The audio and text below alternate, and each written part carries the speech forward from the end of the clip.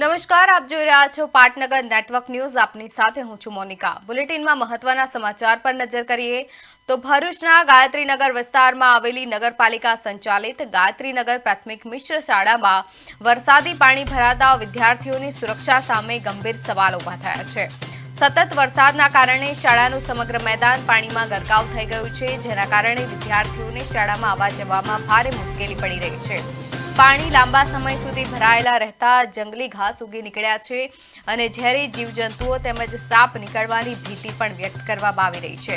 વાલીઓએ વિદ્યાર્થીઓના આરોગ્ય અને સુરક્ષાને ધ્યાનમાં રાખીને તાત્કાલિક પાણીનો નિકાલ અને શાળા પરિસરની સફાઈ કરવાની માંગ કરી છે.